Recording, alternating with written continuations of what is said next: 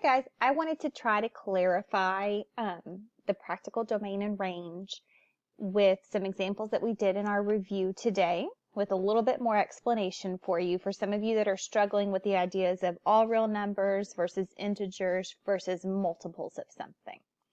And so hopefully after I work through these 3 sample problems, it might make a little bit more sense for you. The trouble with these is that it just completely depends on every single problem. And I don't know that I can give you a direct formula of when it looks like what. You really have to use your analytical skills to determine what makes sense for the problem. So let's look at the scenario. The equation for the income of a company the equation for the income a company makes from a concert, f of x, based on the number of tickets sold, x. So x is our domain, which is the number of tickets, right? And then f of x is our y, so that is the income. And so they give us this function,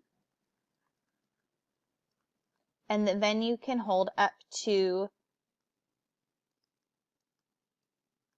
3,500 people. So the question first, domain. Domain is talking about the number of tickets. Well, if the venue can hold up to 3,500 people, then that is the maximum value that it can hold. Now for the domain, we're talking about number of tickets, number of people, interchangeable. Is it possible, here's what you have to ask yourself.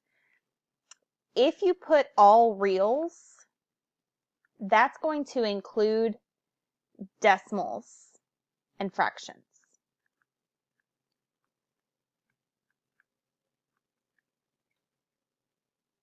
Okay, so if we are talking about tickets for a concert or number of people at a concert, can you sell 1.5 tickets? Can you have 14 1/3 person come into the concert?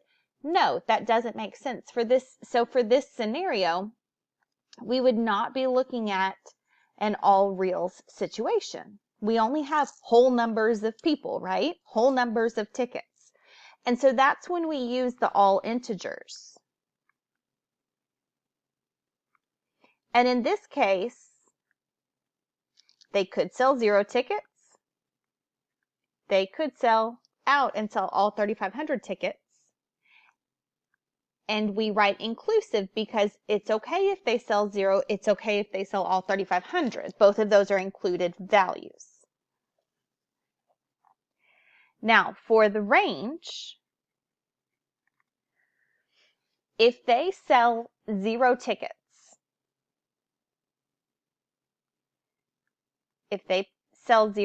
they're making $0.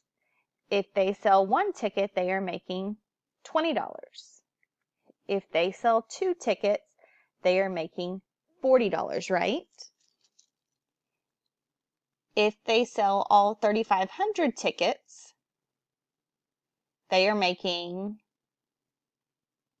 $70,000. So we're definitely going to be from 0 up to 70,000 because those are our minimum and our maximum values on our domain, right? But really the question is, what about the values in between? If you're looking at these values that we're getting here, am I getting every single number like fractions and decimals in between? No, we're getting 20, 40, 60, 80, 100, and so on, right? We're not even getting all integers because integers would mean that I'm getting 1, 2, 3, 4, 5, 6, like all of the whole numbers. So for this case, we are getting all multiples of 20 from 0 to 70,000 inclusive. because it's possible to make $0 and it's possible to make $70,000. But for all the values in between there, it's only going to be multiples of 20, 20, 40, 60, 80, 100, 120, and so on. Okay?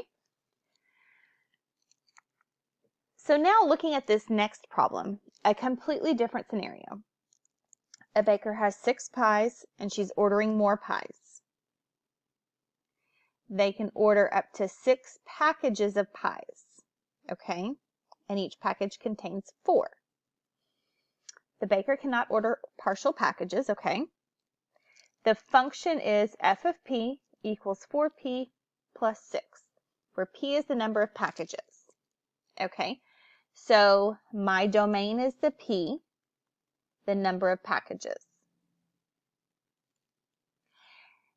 The problem says they can order up to 6 packages. So the domain can be from, they could order 0, or they could order up to 6, right? So would that be all real numbers between 0 and 6? So we know it's going to be from 0 to 6. And we know it's going to be inclusive because she can order 0 packages. She can order 6 packages. But from 0 to 6, it's not 1.5 packages, 2.5 packages, or anything like that, because it says they cannot order partial packages. So it's going to have to be all integers again, all of those counting numbers, okay? Another way to write this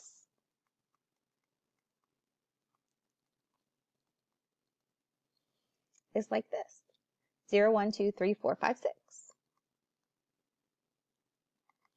Now the range is the number of pies that she's going to have. And this is a scenario where it's really easier just to write out the ordered pairs, because 4 times 0 plus 6, if she orders no more, she already has 6 pies. If she orders 1 package, it's going to be 10 pies. If she orders 2 packages, 14 pies. 3 will be 18, 4 will be 22, 5 will be 26, and 6 will be 30. So in a scenario like this, where it's not like the last one was 20 each, and so it was like multiples of 20, in a scenario like this, you can't say multiples of, because there's more involved. We got this plus 6 thing in the equation. So in this situation, it's better to actually write out, like calculate out those values and just list your set of values.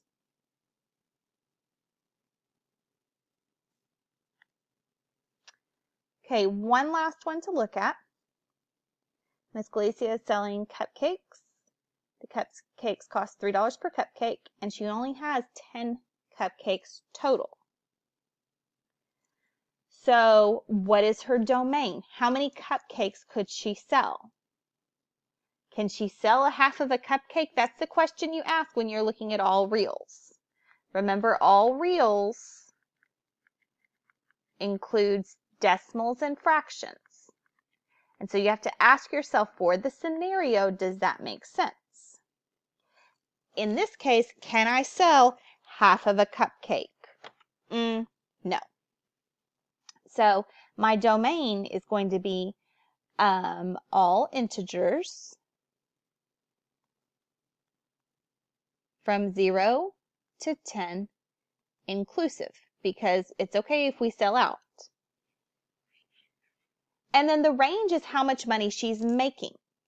If she's making $3 per cupcake, she could be making $0 all the way up to $30, right? If she sells all 10. If she sells just one, she'll make $3. If she sells two, she'll make $6. You see that? So what is happening with these values between the 0 and the 30? Well, those are multiples of 3 from 0 to 30 inclusive. Lots of time, the scenarios where you would have all reals would be something like where they're talking about time spent at work, like where you're clocking in and clocking out, and you get paid for, every single minute that you're at work, something like that. That's a continuous set of data, and that would include all reals, okay? But lots of our real life scenarios really kind of lend themselves more towards this idea of like an set of integers or multiples, okay? I hope that helped. If you need some more help, you can hold off on taking your second attempt of your test and come to our help lab tomorrow on Friday. Thank you.